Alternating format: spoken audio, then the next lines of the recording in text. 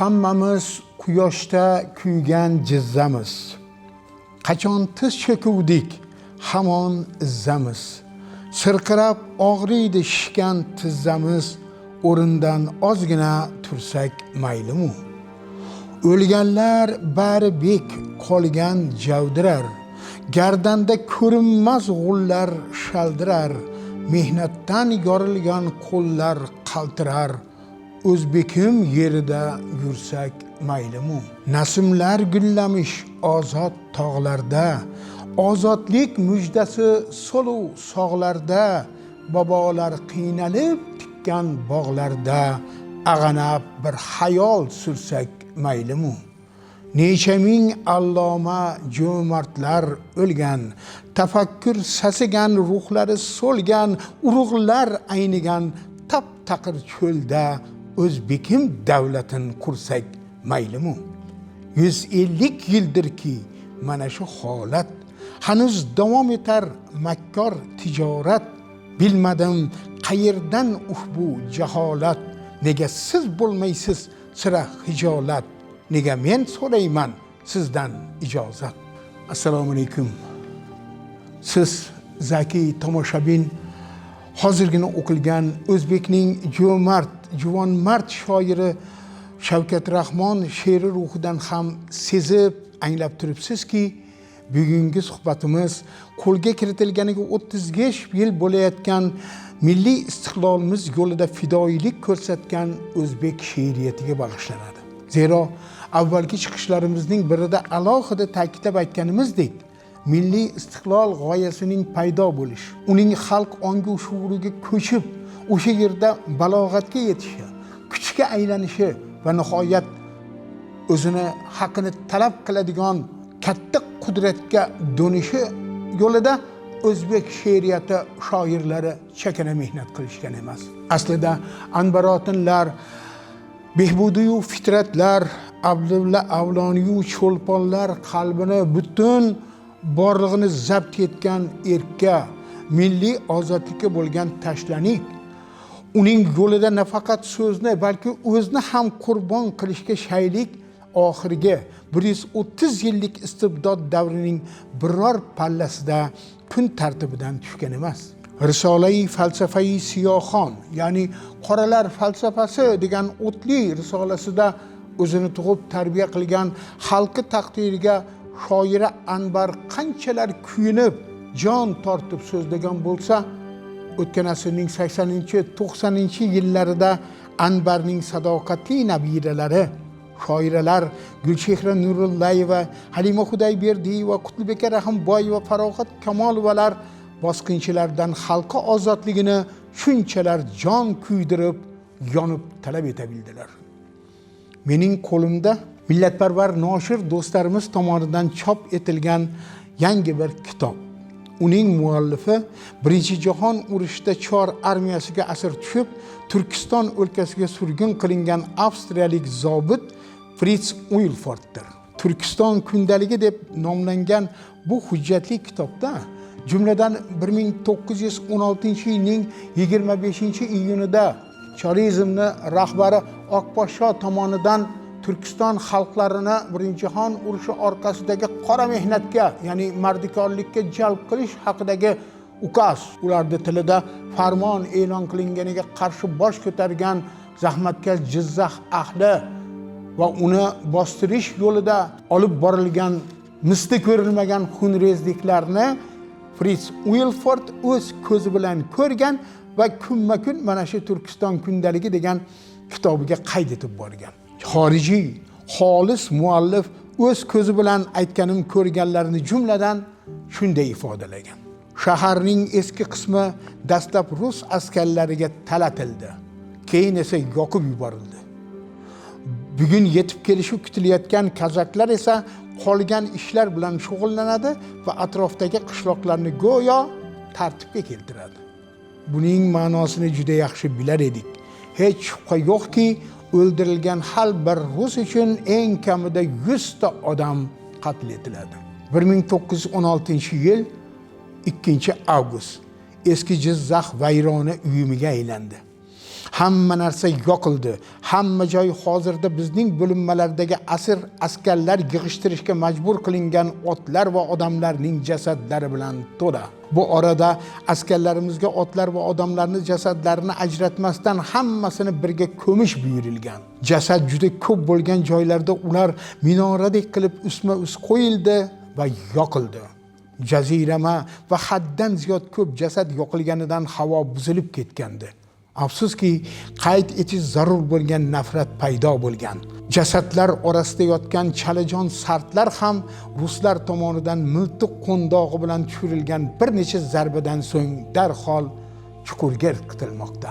Ana endi 1991-yilning 31-martida hali mustaqillik degan shonli hodisa e'lon qilinishidan ancha avval bitilgan O'zbekning o'lmas jasur shoirasi Halima Xudayberdiyevaning Turkiston onasi turkumiga kirgan o'shandan joy olgan quyidagi she'rini eshiting.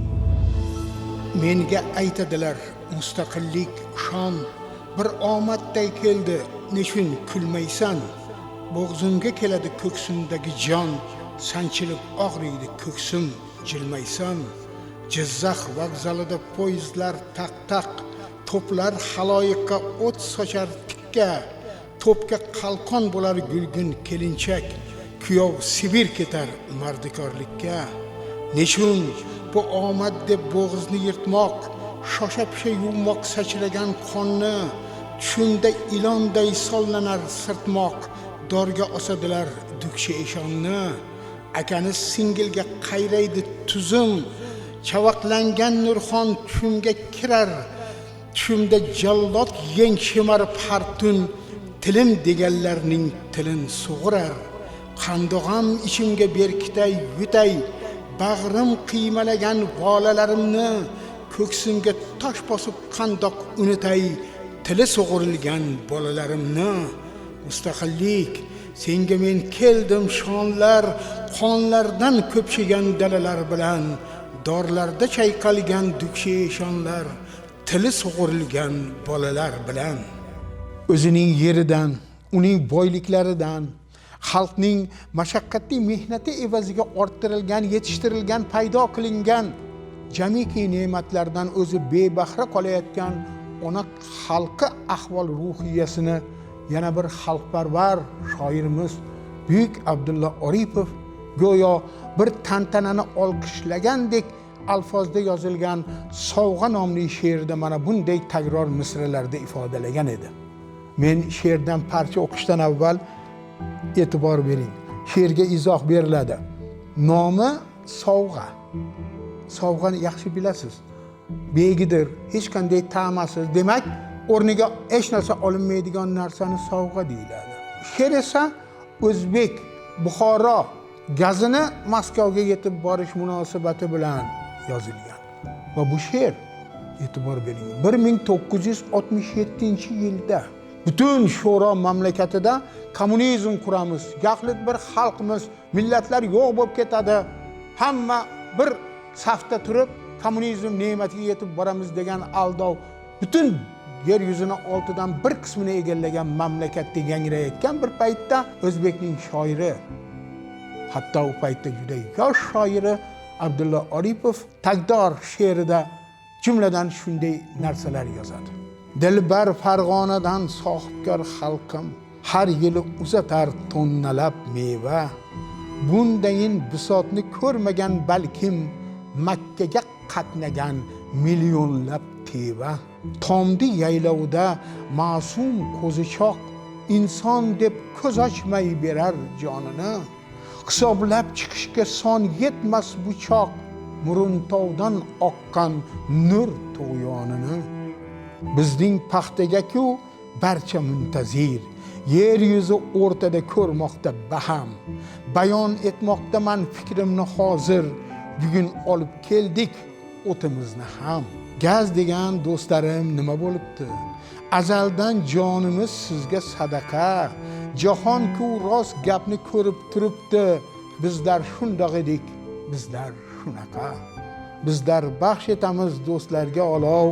Mana Osiyoning quyoshi sizga. Yoz payti saraton qizdirsa lovlov. sizdan ham shabboda kelgusi bizga. She'rdan olingan shu parcha satrlari mazmun mohiyatini bugungi yosh tomoshabin, kitobxon to'la anglashi uchun ularni ayrim satrlarni ostidagi men boya aytganim ramziy ishoralarga ozgina izoh berib ketsak, menimcha foydadan xoli bo'lmaydi. She'rni qaytaman ana o'shanday misralariga. E'tibor bering. Tomdi yaylovida ma'sum qo'zichoq inson deb ko'z ochmay berar jonini. Nima haqida gap ketyapti? Tomdi bugungi kundagi Navoiy viloyatidagi tuman. Bu yaylovlarda, bu keng yaylovlarda o'zbek xalqi poda boqadi, qo'y boqadi. Va mana shu qo'ylar bahor payti, endi dastlabki bahorni oylarida qo'zilaydi, ko'payishga chog'lanadi. Va biz o'zbek chorvadori, o'zbek xalqi keyinchalik shu qo'ylar katta bo'lib, so'yiladigan bo'lib darajasiga yetishi va o'zini go'sht bilan ta'minlashi ana bizga markaz deb tushuntirilgan joydagi vallomatlarni tushiga ham kiradigan muammo emas. Ular ayni shu bugun tug'ilgan, bahorda tug'ilgan qo'zichoqlarni terisini shilib hali ko'z ochmay deyapti. Demak, ko'zi ochilmagan qo'zichoqlarni, bir kunlik qo'zichoqni boshini uzib, uni terisini shilib, unga ishlov berilib, teri qilib tayyor. O'sha qora ko'l, hali yoyilib ulgurmagan, jilvali, oltin rang, nur taratuvchi qora ko'lini minglab, 10 minglab sanoqda boya aytilganidek suv tekinga markazga jo'natishlari kerak. Nega? Negaki jahonni manaman degan go'yo armiyasini boshqaradigan ofitserlar, generallar, marshallar va boshqa toifa kishilar yoki rahbariyat, butun Sovet davlatida rahbariyat maqomida yurgan o'rtoqlar uncha-muncha telpayni emas. O'zbekni o'zi kiymagan o'sha kubanka deb nomlanadigan o'sha tomdini qo'zichog'ini terisidan tikiladigan telpak qilishadi. O'zlarini kiyadigan mana yelkalarida yaltillab turadigan tillorang pagonlarini yonida ko'rk berib turishi uchun shinellarini yoqalariga ayni shu terilarni yopishtirishlari kerak. Keyingi misra. Hisoblab chiqishga son yetmas bu choq Muruntovdan oqqan nur tug'yonini. Bilasiz, Muruntov bugungi kundagi Navoiy kon-metallurgiya kombinati tarkibiga kiradigan katta konlardan biri. U yerdan oltin qazib olingan.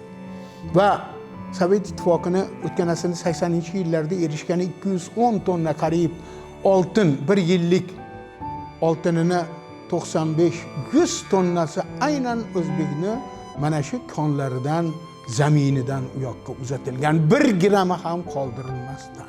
Va hali gap, hatto men keyinchalik arxiv hujjatlarida o'qib bildimki, o'sha paytda mamlakatni, ya'ni ham to'g'rirog'i O'zbekiston SSR degan respublikani boshqargan rahbarlar ham oltinning umumiy hajmi va miqdori va u jahon bozorida qancha pul turishi, valyuta turishini hatto rahbarlar ham bilgan emas. Shunga ishora qilib, hisoblab chiqishga son yetmas bu choq degan so'zni ishlatadi. Yana bitta. O'zi izohlanadigan gap ko'p, lekin ko'rsatuv muddati imkon bermaydi. Lekin mana uni gapirishim kerak. Bizlar baxsh etamiz do'stlarga olov, mana Osiyoning quyoshi sizga yoz payti saraton qizdirsa lov-lov. Sizdan ham shabada kelgusi bizga. Evazi shu. Evazi shu. Lekin zamonlar kelib, aynan she'rlar yozilgandan keyin 80-yillarning ikkinchi yarmiga kelib, yaxshi bilasiz, men hali ko'rsatuvimiz davomida yana alohida to'xtaladiganim shunday o'sha tomonlardan nafaqat shabada, balki shamollar, izg'irinlar yetib keldiki, u ham o'zbekning yaydoq ko'kragini muzlatdi. Ayni masala xalqni zabun holatidan behad isrof tuyish, uni tarixiy uyg'otishga, milliy ozodlikka chorlov borasida salaflari Erkin Vohidov, Abdulla Aripov, Rauf Parfilar, Halima opalar qatorida dadil borgan shoirlardan biri Omon Matchon edi. Uni hozir eshittiradiganim mana bu she'ridagi ta'sir kuchini san'atni boshqa turi, xohlagan bir turida namoyon qilib bo'larmikin? Dunyoga sinchiklab tikilgan ko'zlar mushkul bir holatni payqashga tushdi. Qay tomon boqmang bari yo'lsizlar, tolelar ayqashu uyqashga tushdi. 70 yil el yashab Qur'on Tavrotsiz, erlar nochor qoldi ayol avratsiz. Zamon duradgori asbob yaroqsiz, ilma teshik tomni yamashga tushdi. Har yerda hokim haq, arboblar g'olib, qonun shularniki, shularda qolib, eng katta aybdor bir yoqda qolib, jazoni boshqalar o'tashga tushdi. Hayronman sen o'zbek degan millatga, yeringni to'ldirding maraz illatga, ne javob aylarsan bunday kulfatga?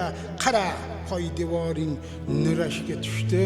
Qani elni yaktang etgan donolar, qani uy fayzini tutgan momolar, qani birlash tiklan degan nidolar? G'aflat og'usimi yo oshga tushdi? Na shomda ishing bor, na tongda yoding, aroq uyqu bo'pti bor e'tiqoding. Jahon sahnasidan o'chmoqda oting, nomingdan boshqalar so'zlashga tushdi. Ko'kda yo'q Ulug'bek ochgan yulduzlar, ko'hna urganchingni yemoqda tuzlar. Yer osti ganchlaring begona ko'zlar, izlab, kovlab, tashib, gizlashga tushdi. Jannat O'zbekiston, jannating qani? Shuncha mehnat qilding, mehnating qani? Sig'ingan, suyangan davlating qani? Har daydi it seni talashga tushdi. Hech kim o'z moliga qo'yolmas baho, boru yo'g'imizni bilmaydi dunyo. Hech kimdan so'ramay, netmay ne yuho, bu yurtdan qurbonlik yamlashga tushdi. İnson bir tug'lar, qayta tug'ilmas, azal bunyodkori qayta urinmas, asli rost narsalar qayta qurilmas. Axir suv boshqa-yu, o't boshqa tushdi. Shuncha saboq yetar, o'zingga ishon, o'z aqling xulosang ko'zingga ishon. So'nggi bor o'z o'g'il qizingga ishon. Bugun shular seni o'ylashga tushdi. Asli sendan zo'rroq qanday kishi bor? Bütün sayyorada o'zbek ishi bor, hali o'zbekni bir hayqirishi bor. Qara, tomirlaring titrashga tushdi. Dar haqiqat sobiq sho'rolar mamlakatiga behisob gaz va neft, aytilganidek har yili qariyb 6 million tonna paxta, minglab tonna pilla va yuzlab tonna tilla yetkazib bergan xalqni o'g'ri va tekinxo'r deb atab, dunyoga o'zbeklar ishi degan uydirmani yoygan, xalqimizni so'nggi qatag'onga duchor etgan kimsalar va ularni bizning yurtimizda eshon-eshon yo'llagan markazdagi razillarga qarshi gapni ham aynan o'zbekning shoir va yozuvchilari aytdilar.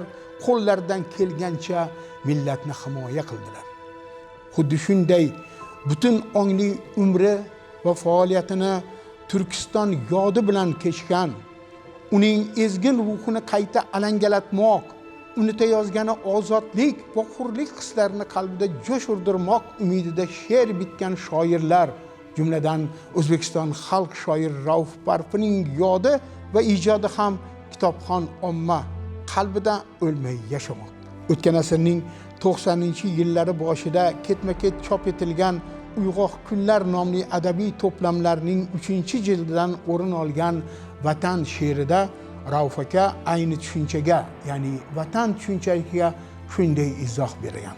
Umr deganlari o'tmakda shoshqin, tillab barglarini elab yo'limga, sening manguliging beradi taskin, erta uzilguvchi mening umrimga. Vatanim, ovoz ber kuylayin yonib, dunyo jur'atini berding qo'limga.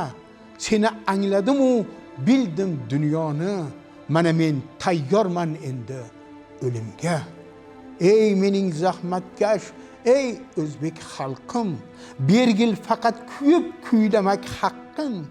Ortiq mas'ud etar topilgan bu baxt, ishq so'zidan kuygan bulbul maskani, til bilan kuylanmas ona vatanim, men seni kuylamak istayman faqat. Erkin Vohidov, Abdulla Oripov, Rauf Parfi, Halima Xudayberdiyevalar va men sanamaganim o'nlab shoirlarni o'zlariga ustoz deb bilgan keyingi avlod, ayniqsa xalq dardini ochiq yoritish, ommaga o'zligini tushib qolgan ahvolini anglatish jabhasida juda katta fidoyilik namoyish qila oldilar. Xususan Shavkat Rahmon, Usmon Azim, Xurshid Davron, Muhammad Rahmon, Sirojiddin Rauf, Sirojiddin Said, Abduvali Qutbuddin, Azam O'ktam singari qator o'nlab shoirlarni sanashim, eslashim mumkin. Shunday shoirlar safida Muhammad Yusufning ham o'z o'rni, ovozi bor edi. Qani bog'i shamol kezgan yellaring, qarlarda kekkaygan qarg'ovillaring, eslab ezilmasmi endi dillaring, nega yig'lamaysan ahli Andijon? Ming yillik chinorlar bo'ldi-ku o'tin, qoshu qabog'ingga to'ldi-ku tutun, soyingda qoldimi suving bir yutum, nega yig'lamaysan ahli Andijon? Rizqu ro'zin sochib aylanar falak, sen esa dalangdan topolmay halak, bolangga bergali bitta handalak, nega yig'lamaysan ahli Andijon? Nahoringda paxta, shomingda paxta, ayvoningda paxta, tomingda paxta, oqar og'u bo'lib qoningda paxta, nega yig'lamaysan ahli Andijon? 40 yil chorla go'rdan chiqmaydi Bobur, chiqsa ham bag'ringga sig'maydi Bobur, Hindu quchog'ida uxlaydi Bobur, nega yig'lamaysan ahli Andijon? Qayinzor qa'ridan uzildi bir o'q, yurakda dog' qoldi, yurakda bir cho'q, cho'lponing bor edi, cho'lpon endi yo'q, nega yig'lamaysan ahli Andijon? Bulbul zabonlaring xazon yopdimi? Dunyo ularning hech tengin topdimi? Muhammad Yusufing shoir bo'ptimi? Nega yig'lamaysan ahli Andijon? Guvoh bo'lyapmizki, bundan 35 yil ilgari e'lon qilingan mustaqillik akti o'z-o'zidan osmoni falakdan tayyor holda kelib qolgan, tushib qolgan hodisot emas. Uning millat ongi shuurida, yuragi va ruhiyatida kurtak yoyishi, kuch-qudrat to'plashi va e'tiqod darajasiga yetish yo'lida xalqimiz ziyolilari, ayniqsa shoir va yozuvchilari alohida g'ayrat hamda shijoat, bugun bemalol aytish kerakki, chinakam farzandlik fazilatlarini namoyish qilishgandi. Agar istiqlolni qo'lga kiritish, uni dunyo ommasiga baralla e'lon qilish bir ish bo'lsa, mustaqillikni saqlab qolish, beistisno barcha sohalarda birovga qaram bo'lmasdan siyosat yurita olish masalaning ikkinchi muhim jihatidir. Ko'rib, bilib turibmizki, bugun nomiga, ya'ni de jure mustaqil, aslida ya'ni de facto marionet, ya'ni qo'g'irchoq davlat bo'lganlar ham kam emas. Eng xavflisi sobiq sho'rolar davlatini boshqacharoq shaklu shamoilda qayta tiklash va millionlab insonlar taqdirini o'z qo'liga qayta olish umididan voz kechmaganlar safi ham siyraklashayotgani yo'q. Hali bu masalani bahona qilib o'zga davlatlar, xususan O'zbekiston Respublikasidagi suveren mamlakatning ichki va tashqi siyosatiga bosim o'tkazmoqni o'ylayotgan kuchlar ham yetarlicha topiladi. Ular Abdulla aka Oripovning eslaganimiz she'rida bir qismigina tilga olgani boyliklarni yana suv tekin o'zini yurtiga suv tekin oqib kelishini, bu boyliklar egalari bo'lmish xalq taqdirini o'zlarining hukmron qo'llariga qayta olish istagida hech bir kirdikordan, xunrezliklardan qaytmayaptilar. Buni qarangki, bu jabhada ham ana shunday kuch va ovoz egalariga o'z vaqtida ta'sirli javob berish, ularni o'rnini ko'rsatib qo'yish ishida ham yana o'sha shoir hamda yozuvchilar, yurtimiz ziyolilari old saflarga chiqishgandi. Mahmud Xo'ja Behbudiy ogoh etganidek, haq olinur, berilmas ekan, ming bir istiroblar, yo'qotish va judoliklar evaziga qo'lga olingan haqni milliy mustaqillikni asrash, o'zini shu vatan va millat bolasi deb bilgan har birimizning farzandlik, insonlik burchimiz ekanini eslatib turadi bu ijodkorlar. Shunday she'rlardan birini iste'dodli shoir Xurshid Davron 1996-yildayoq yozgan va uni Qizil imperiyani qo'msagan kimsalarga deb nomlagan edi. Bir gapni mulohazalarim so'ngida bu she'rdan oldin aytishim kerak. Ko'rsatuv efirga uzatilganidan keyin, ijtimoiy tarmoqlarga qo'yilgandan keyin bir necha bor guvohi bo'lganimdek, albattaki uni bir qism yoqlovchilar va albattaki bizni bugungi mulohazalarimizni o'zicha inkor etib, yana sho'roga tashlanyapsanmi, yana esir paytidagi hayotni yomonlayapsanmi, sen baloni bilarmiding degan gap aytuvchi vallomatlar albatta topiladi. Xudo xayrini bersin. Ular vijdoni, ular xotirasi, ular dediyu, ular istaklariga Xudo xayrini bersin. Lekin birodarlar, millat mamlakat ozodligini, tenglar ichida teng bo'lib yashash huquqini, uni kelajagini, bolalarimizni kelajagini, ular o'zini yurtiga o'zlari ega bo'lib yashashlarini, boshini baland ko'tarib, mayli do'ppilidir, do'ppisizdir, lekin o'zbek degan mag'rur bosh baland ko'tarib yurishdek buyuk ne'matni bir joyga surib, bir tomonga surib, shunday hodisotni o'rniga o'sha sho'ro paytida unaqa edi, bunaqa edi degan gaplar bilan 20 tiyinlik buxanka nonini-yu 3,5 so'mlik kalbasani, bularni o'rnini hammasini dan ko'ra ularni ko'proq yoqlaydigan kishilarga boya aytganim, meni emas, men bugun ko'rsatuvda ayrimlarinigina eslashga ulgurganim she'riyatim, o'zbek xalqining ziyolilari aytganimiz vatanim, millatim, xalqim ozodligi yo'lida nafaqat so'zini, o'zini ham qurbon qilgan shahidlarni yodlash meni nazarimda biz uchun muhimroq, millat bo'lib shakllanishimiz va aytilgan kelajakni ta'minlanishi uchun zarurroq qadriyat hisoblanadi. Xayr, omon bo'linglar. Tarixning shiddatini to'smoqchi bo'lib, ortga qayting deya da'vat etasiz. Qo'yib bersak bizni qahrga to'lib, yana jar tomonga boshlab ketasiz. Qizil bayroqlarni baland ko'tarib, qaytaylikmi yana qullik yolg'onga, qaytaylikmi yana shahid bobolar qonlari sachragan qizil maydonga. Dilimni, dinimni, ona tilimni xo'rlagan zamonga yana qaytaymi? Qaytib namoyini bergan elimni johil, savodsiz deb yana aytaymi? Yassaviy, Naqshband, Temur ruhini nega chirqiratay, nega xor etay? Nechun bobolarim ekkan tollarni kelajak farzandlar uchun dor etay? Qaytish avlodlarning yuragini yeb, ajdodlar qonini ichish emasmi?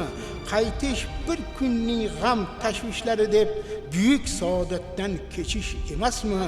Hurlikmas bir burda non aziz sizga, erkdan muhimroqdir qorinning g'ami, ammo qaytganlarni kutadi qondan zanglab ketgan zulm qilichin dami.